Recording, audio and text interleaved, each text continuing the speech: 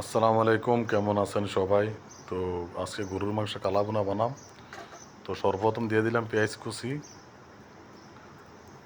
কুচি দেওয়ার পরে তারপরে দিয়ে দেন আদা বাটা রসুন বাটা। আদা বাটা রসুন বাটা দিয়ে দিলাম। তারও দিয়ে দিলাম পরিমাণ মতো লবণ। তারও দিয়ে দিলাম পরিমাণ মতো হলুদের গুঁড়া। তারপরে দিয়ে দিলাম সামান্য পরিমাণ মরিচের গুঁড়া। দিয়ে দিলাম মশলা হাফ চামচ। তারপরে দিয়ে দিলাম কালা গোলমরিচের গুঁড়া হাফ চামচের তেন কম, যেহেতু গরুর মাংস কালা বোনা লোক হাফ চামচ কালা গোলমরিচের গুঁড়া দিতেই হইব।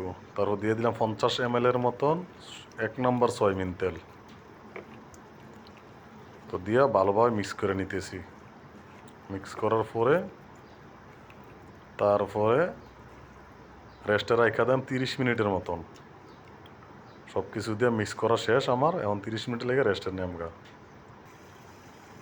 তো এখন রেস্টেরতে নাই না, চুলায় উঠিয়ে দিলাম, এই যে বসাইয়া দিছি।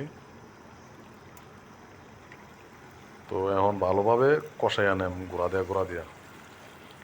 প্রথম ফুল ফ্লেমে দিছি যাতে এটার মধ্যে যে পানিটা আছে পানিটা যাতে শুকিয়ে যায়। পানিটা শুকানোর পরে একদম স্লো করে পাক্কা 35 মিনিট কষায় আমি খালি এটারে।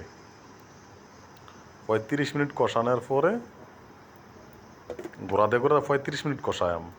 এই যে এখন গোড়া দিয়ে দিলাম চুলা কমাইয়া, বাস ডাকনা উল্টে উল্টে খালি লাইরে লাইরে দাম। এই যে চুলা কমাই না আছে এখন, তো ভালোভাবে কষতাছে।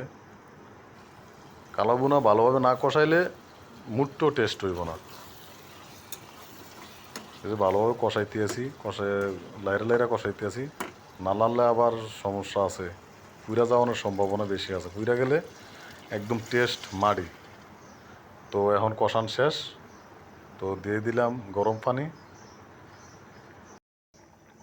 কেজি পানি দিলে না, 1 কেজি মাংসের সাথে 2 কেজি পানি দিতে হবে, আর হাফ কেজির সাথে 1 কেজি পানি। তো আমার মাংস এখানে হাফ কেজি আছে, তো হাফ কেজি মাংসের সাথে 1 কেজি পানি দিয়ে দিলাম। এই যে পানি প্রায় শুকিয়ে গেছে, তো এখনও আবার চুলা একদম কমাই দিয়া একদম শুকনা বানাইলাম।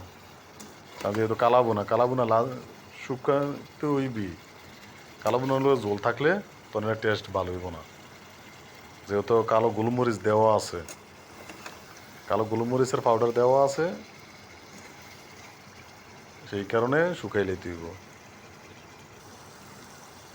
তো মিক্স মশলার সাথেও আছে কালো গোলমরিচের গুঁড়া, তারপরও আবার এমনিও দিছি, যেহেতু কালো বোনার সাথে কালো গোলমরিচ দিতেই হইব।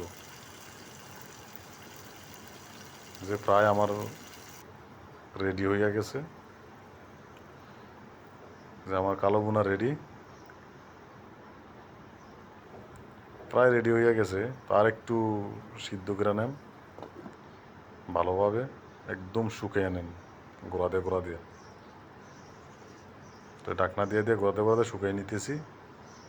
ফুল ফ্লেমে দেওয়া যাবে না, একদম মিডিয়াম সামান্য আগুন দিয়ে এটাকে শুকাইতে হইব। যেহেতু আমারটা এটা গ্যাসের চুলা, তো যারা লাকড়ি চুলায় করবেন তারা লাকড়ি একটু কম দিবেন, আগুন কম দিয়ে আস্তে আস্তে শুকিয়ে নেবেন। আবার তাড়াহুড়া কইরা মনে করেন বেশি করে লাকড়ি দিয়ে শুকাইতে গেলে আপনার আর কালা বোনা আর খাওয়া লাগবো না, কয়লা বোনা খাইলে চলবো।